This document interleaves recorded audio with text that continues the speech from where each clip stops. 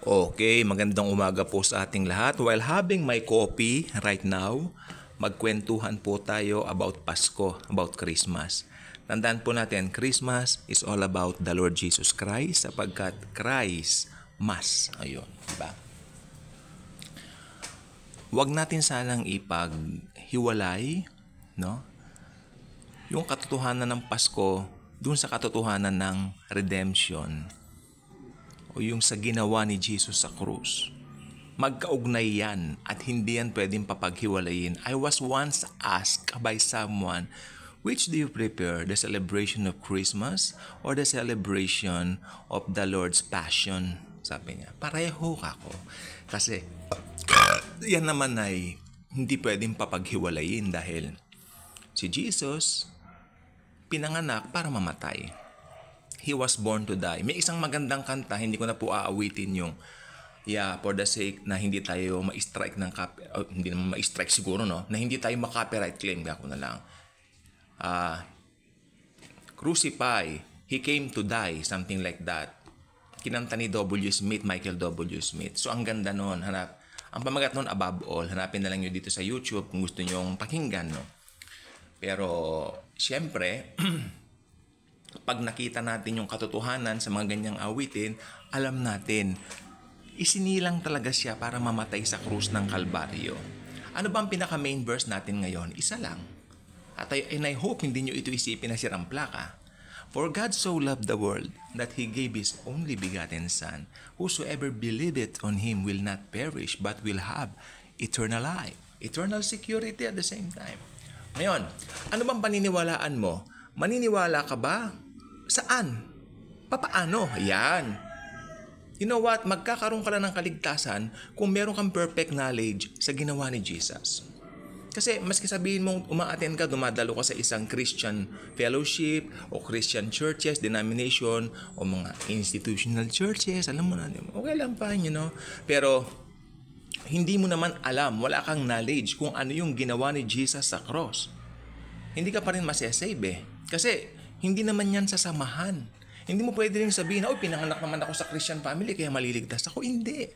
Individually, we have to make a decision. At magkakaroon ka ng desisyon pag may knowledge ka, ano ba yung ginawa ni Jesus sa cross? Simple. Anong ginawa niya sa cross? Namatay siya para bayaran ang ating mga kasalanan. At sino mang maniniwala sa Kanya, tulad nga po na nakalagay sa John 3:16, maliligtas, magkakaroon ng buhay na walang hanggan. It's all about having the perfect knowledge of what He has done for us on the cross of Calvary. Kaya ito po hindi pwedeng papaghiwalayin. Pero hindi ka pwedeng maligtas kung meron kang knowledge meron naman akong knowledge nung pinanganak siya sa sabsaba, no? Hindi ka liligtas niyan. Without the shedding of blood, there will be no salvation or atonement to anyone. Diba? So, kailangan, alam mo yung ginawa ni Jesus sa krus ng Kalbaryo. Ano pang verse natin? In the beginning was the Word, and the Word was with God, and the Word was God. The same was in the beginning with God. Jesus Christ is God. Wala po tayong pagtatalo diyan. Verse 14, tumalon tayo. And the Word became flesh and dwelt among us. Ngayon, meron naman akong knowledge na si Jesus ay Diyos, na si Jesus ay God. Maliligtas na ba ako? Hindi pa rin. Hindi pa rin. Ang kaligtasan natin, yung perfect knowledge mo, ito yung perfect knowledge. Si Jesus, Diyos na totoo at tao namang totoo, nagkatawang tao, namatay sa krus para bayaran ang kasalanan natin. That's the perfect knowledge of salvation. Pag alam mo yan, na alam mo yung kaligtasan mo, hindi base sa gawa mo, sa mabubuting gawa mo, na kay Kristo lang talaga, siya lang ang nagbayad ng mga kasalanan mo, at alam mo kung sino si Jesus, siya ay Diyos naging tao, perfectly. Come on, kani Daddy God, pasok sa langit pagkamatay. Ganun yan. So, yan ang passes natin. Diba? So, hindi natin pwedeng paghiwalayin ng Pasko sa passion o yung ginawa ni Jesus sa cross. Pero ang magliligtas sa atin, yung ginawa niya sa cross. Connected lang po talaga yan. So, ang Kapaskuhan, nakakalungkot minsan, it's all about material things. It's all about gifts, yung pwedeng ma-receive. Ako ang kinalulungkot ko lang po ngayon magpapasko, wala na po yung simoy Pasko. Ang init na po ng panahon. Parang hindi Pasko eh, parang mahal na araw eh, ano po. Samantala dati pag Pasko na naman natin talaga yung malamig ang panahon, feel natin umatin ng mga Christmas party kasi paglabas mo, alam mo, magja-jacket ka, no? Maginaw na magsisweater ka, di ba? Tapos mamamasyal ka sa maski dumaan ka lang dyan sa may Luneta, ganun ba? Feel mo maginaw, maraming mga tao dyan. Ngayon, nag-iba na, ang dami na pong nagbago. I mean, naging modern tayo. Ito po, dito lang po sa amin sa Sampaloc ang dami na pong mga buildings na naglalakihan sa tapat ng UST eh. Pero somewhat, iba pa rin yung, ewan ko lang po pero sa akin iba pa rin yung simple. Kasi nandun yung mga puno natin dito sa Sampaloc dati eh. Diba? So, ewan ko, for me, iba pa rin ang nature. Si Lord kasi ang nagligay niyan. Kaya, ganun pa man, ano man ang kalagayan ng mundo, panahon, ipagdiriwang natin ang Pasko, sabi ko nga po, ito ay connected sa cross. Hindi pwedeng papaghiwalayin yan.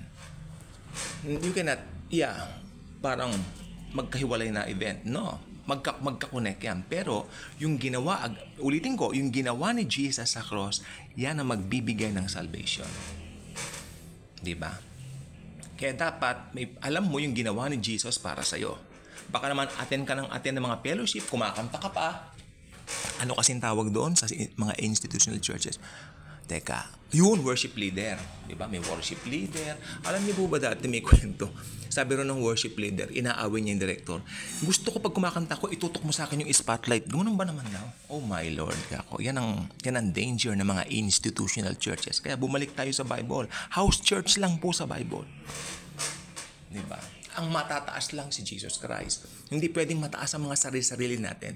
It's only the Lord Jesus Christ Himself dapat mataas. He deserves all the glory. Hindi naman tayo eh. Wala tayong pagmamalaki eh. Basura lang tayo eh. Yung mabubuting gawa natin. Ano bang tawag dyan? Yan ay mga basahan lang sa mata ng Panginoong Hesukristo eh.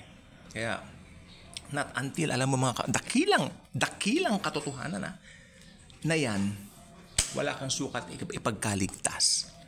Diba? Pero pag alam mo mga yan, eternal life agad. Ang eternal life, pasok tayo dito sa susunod na gusto ko sabihin. Ang eternal life, paano ba nagkakaroon ng effect? Sabi ko nga po, pag tinanggap mo na si Jesus as personal Lord and Savior, may eternal life ka na. Dito pa lang po sa lupa, may eternal life ka na. Yes, may mga pagsubok, mga kabagabagan, hilahil, mga bagay na ayaw natin sometimes, sinasanctify tayo. But still, you're still righteous forever. Yun ang epekto ng eternal life na binigay sa iyo ni Jesus. Tandaan po natin sana, yung righteousness po natin, ibinihis lang po ito sa atin. Hindi po ito pinaghirapan natin. Naging righteous ako. Mabait ako. Nadaan ako sa Quiapo. Nadaan ako sa Moraita kanina. Nagbigay ako ng mga limos. Ay hindi. Mali yan. Hindi mo sukat ikaliligtas yan. Kayabangan yan. Yung mabubuting gawa mo, kayabangan yan. Yung ginawa ni Jesus sa cross, yan ang magliligtas sa atin. Conscious ka na, kahit hindi ako karapat-dapat, tinanggap ako ng God the Father to the Lord Jesus Christ finished work on the cross 2,000 years ago. Diba? I am nothing, but now I have everything because I have accepted Jesus Christ as my Lord and Savior. Perfectly, you are saved. You have eternal life. Dito pa lang sa lupa, in effect, nang tanggapin mo si Jesus Christ, ayan ang eternal life. Hindi na mawawala ang kaligtasan? Hindi na po mawawala ang kaligtasan. Yung mga nagtuturo ng nawawala ang kaligtasan, wala silang firm foundation ng pag-ibig ng Diyos sa mga buhay nila. Pinagdududahan nila ang love of God sa mga buhay-buhay nila. No? So, hindi maganda yan. Huwag kayong ituon ninyo sa mga grace preacher na tulad nito, ang inyong mga pandinig at mga videos na pinapanood.